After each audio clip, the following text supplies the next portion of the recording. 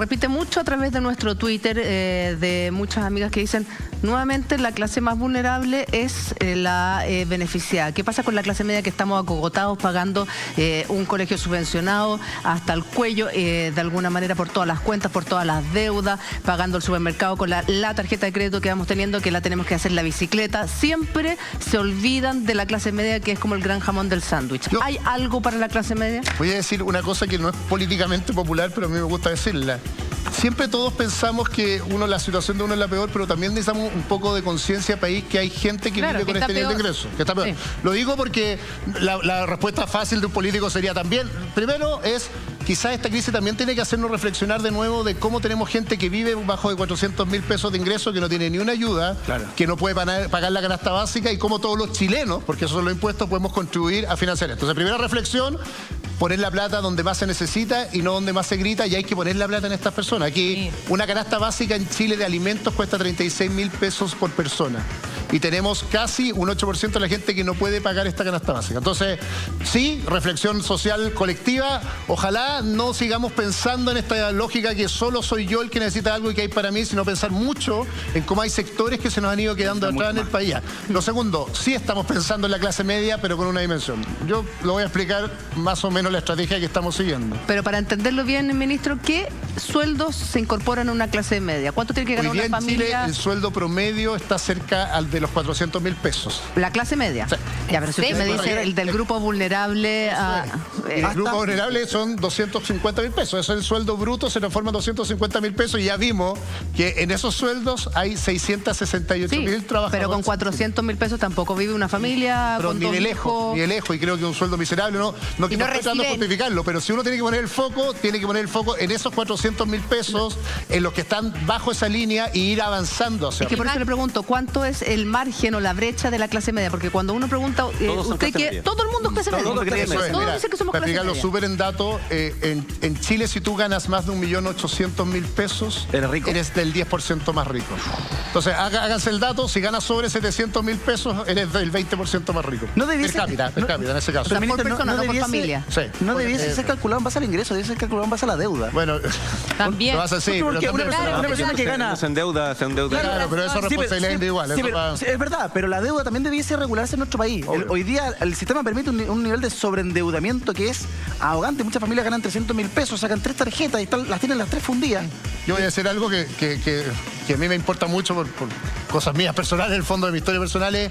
Lo que pasa es que lo que está mal distribuido son los esfuerzos, que eso tiene algo que ver con la deuda, que es el esfuerzo de una familia de clase media para llegar a donde tiene que llegar. Tú mencionaste lo del colegio, para comprarse una casa, las tasas que obtiene, el abuso que tiene en el sistema, es mucho más brutal que normalmente una persona que no tiene esos esfuerzos. Yo siempre cuento la historia cuando yo entré a la universidad. Yo entré con la beca Mario Hurtado a la Católica, venía a un colegio municipal toda mi vida, y me acuerdo que me senté con mi gran amigo que hoy día es juez, y me dice, ¿sabes lo que me molesta? Que yo siento que para llegar a este mismo lugar me tuve que esforzar 10 veces que el que está acá al lado. Exacto. Ya, y eso es lo que tenemos que cambiar, que es la lógica tuya, que es el trato y el abuso en general sobre la clase media mucho más fuerte. Primero, porque hay asimetrías o diferencias de información. Tú no tienes la información necesaria para tomar decisiones. Un dato que nos dije en la clase media, en Chile 5 millones de personas no han terminado cuarto medio. 5 millones. 1 de cada 3 chilenos no ha terminado cuarto medio. La escolaridad promedio en Chile todavía no llega a 12 años. Mal. Entonces, para que nos demos cuenta de que hay una información que tú no tienes para tomar decisiones, que el Estado tiene que hacerse mucho más cargo. ¿Usted es el único ministro del gabinete de colegio municipal? Chuta, no le he preguntado al resto, no lo sé. Sí, me da la sensación que sí, creo que sí. No lo sé. Creo que sí. Pero esa experiencia, sobre todo en el ministerio en el que usted está, ¿usted cree que le ha servido? Porque usted tiene una victoria de vida bien particular, ministro. Sí, lo que me sirve es para saber que no sé. ¿Saben por qué es útil esto? Porque hay algo de la élite que en general tiene conciencia. No, yo sé lo que vive la clase media. Yo hice cola en el consultorio alguna vez en mi vida, y me cargaba cuando llegaba un asistente social y me decía, yo vivía en Concón, entonces hacíamos una cola con mi mamá a las 5 de la mañana, y un asistente social, me acuerdo siempre que me dijo, no, yo sé lo que usted vive. Y yo me fui para mi casa y le dije, ¿qué sabe este tal por cual de lo que yo vivo? Hoy día yo tengo claro que yo no soy de clase media. Y por lo tanto tengo plena conciencia que el esfuerzo que más grande debo hacer es ponerme zapatillas y conocer la realidad para tomar decisiones. Entonces, ¿de qué me sirve? Me carga esta idea como que uno tiene calle y sabe. No, yo no tengo calle, porque ya vivo en otra situación personal, pero al menos tengo una obligación moral de saber lo que vive la gente de clase media, que a veces la élite se olvida, porque en la soberbia cree saber cómo solucionar el problema. Mira, son 30 pesos nomás del metro, ¿qué importa? A mí, por lo menos moralmente, me siento obligado todos los días a no estar en la oficina, a irme a la calle, a tener conversaciones, conversaciones, a escuchar, a meterme en la casa de una persona para poder entender mejor, porque me molestaba cuando alguien me decía lo contrario. Usted lo vivió y usted creció en una historia, tal como lo decía Eduardo, que es muy llamativa y que no es lo que nosotros estamos acostumbrados a ver en el mundo de los políticos. O sea, usted es como lo que se llama la meritocracia hecha persona también. Sí, pero es raro que sea, perdón la expresión, porque sea tan freak mi historia en este mundo. La normalidad debería ser que más llegaran a esa historia. Entonces, eso. Ayer en una conversación pero yo estoy hablando del mundo político sobre todo, ojo, donde se mueve... También el mundo del empresario peor. Yo trabajé 8 años en el sector privado y fui director de una empresa, y ahí sí que era raro. Sí, pero lo más raro que me pasó a mí en esa historia es que para mí no era raro. Es raro cuando entré en este mundo. Cuando yo estaba en el colegio, yo la historia sabía, pero en el fondo yo no conocía a mi papá hasta los 30 años. Pero todos mis amigos eran igual, eran hijos de familias separadas. La mayoría de ellos, los papás se echaron al pollo. La mayoría de estos casos, por eso son tan mujeres. Una de cada 3 mujeres en Chile es jefa de hogar sola. Sí. El papá no paga la pensión alimenticia. Bueno, eso es súper normal. Si lo raro es que en las estructuras del poder no haya gente así. Entonces, cuando yo entré a la universidad y me dijeron, oye, qué raro, ¿tu papá, tú no conocías a tu papá? No. Ah, qué raro. Y yo decía, va, qué raro si todos mis amigos y todo mi entorno, y cuando tú vas a una familia de clase media le pasa. Oye, ¿te criaron tus abuelos? Sí, en Chile casi el 40% de los hogares, el jefe de hogar es el abuelo. Claro. Pero en la élite no pasa eso. Entonces, a la gran reflexión ahí es lo raro que somos aquellos que llegamos a instancias de poder y diferentes con el mundo real, y por lo tanto tenemos una obligación moral, que es lo que decía, es entender que nuestra vida es absolutamente exótica y tenemos que entender mucho mejor lo que está pasando. Por eso la gente se chorea de nosotros, para decirlo bien en castellano. Pero es que no se pueden tomar las decisiones a partir de la elite. Bueno, es que ahí comparto plenamente con usted, porque no es la realidad del país. Y por eso estamos haciendo esto, el Chile que queremos, los procesos de diálogo, los procesos de escucha. Si algo pasó, el presidente lo dijo cuando hizo el mea culpa, es darnos cuenta que creíamos que sabíamos, y no hay peor pecado que creer que sabes con una sociedad que no entiendes. Y no la entendíamos. Y por lo tanto tenemos la obligación de entenderla. Quizás la única ventaja mía es que yo ya tenía conciencia de que no entendíamos esa sociedad. Pero hoy es otra tu situación también. Entonces es conocer de nuevo esa realidad. Exactamente, de alguna manera. Lo que pasaba en los 80 en Concón, donde no había alumnos, no sé qué, no tiene nada que ver con la clase media hoy día, ni con lo que está pasando hoy día. Por eso digo que es al revés. No es decir, oh, yo tengo calle y sé, es todo lo contrario. Es, no tengo idea y tengo una obligación moral de saber mucho más lo que está pasando. Y tenemos ahí un desafío grande como país. Yo, ministro, es que, claro, conociendo tu historia y también, y un poco lo que pasó con el estallido social, que lo que más escuchamos de la clase política es como los sorprendidos que estuvieron con lo que pasó, como que nunca se lo esperaron.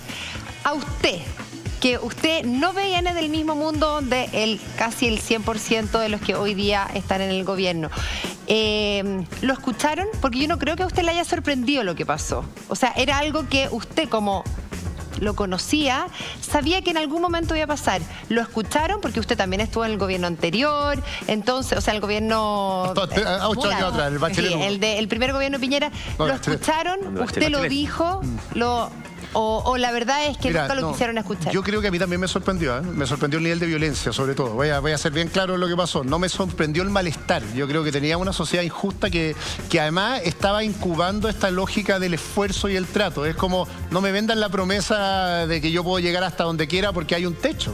Si eso es determinante. En Chile el 50% de tu ingreso está determinado por el colegio donde estudiaste y el lugar donde naciste. O sea, por más que yo sea quien soy y haya logrado llegar a la Católica y mis amigos de la beca han llegado, yo sé que sus ingresos van a ser más bajos que los que nacieron en el lugar adecuado, para decirlo de alguna forma. Se tenía cierta conciencia ese malestar.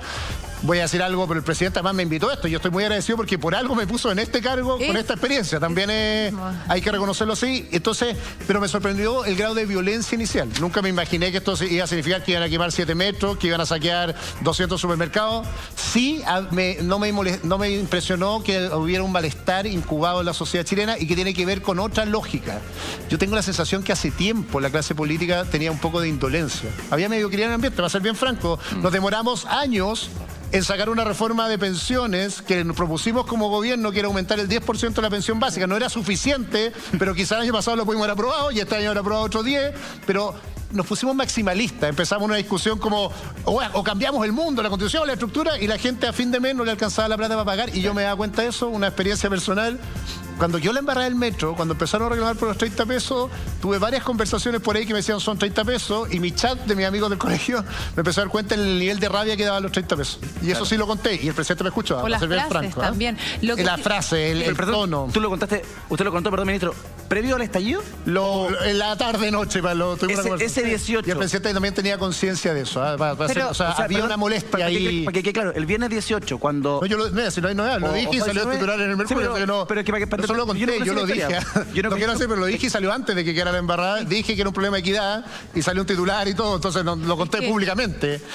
Pero no es que yo tenga la verdad revelada antes. Lo que quiero decir es que era obvio que había una sensación de malestar y yo creo que, y es el mea culpa de el presidente, que tenemos que hacer un mea culpa a la clase política de la velocidad con que resolvemos los problemas. Claro, porque tiene que ver con la agenda, tiene que ver con la agenda que estaba proponiendo el gobierno hasta antes del 18 de octubre, la agenda que estaba llevando en el Parlamento, que no tenía nada que ver con la agenda que hoy día, o sea, todo pasó a un segundo plano. Déjame ser justo con eso, ya que había harta agenda que yo llevaba. Aumento de pensiones estaba, seguro catastrófico de medicamentos no tenía prioridad. Pero no digo que de la magnitud que está hoy día no estaba, pero no tenía la prioridad de la discusión política. Eso es un poquito, y eso es un mea culpa colectivo. No es que no tuviéramos conciencia del problema, sino que no teníamos sentido de urgencia del problema, y yo creo que eso es lo que cambió profundamente en el gobierno, y el presidente nos ha obligado a todos, nos tiene a todos corriendo diciendo, yo paso 3 veces a la semana tratando de sacar el bono en una semana, el subsidio en la otra, de esto tenemos que sacarlo, tenemos que responder al malestar, y quiero explicar esto para que lo entiendan, y tenemos que lograr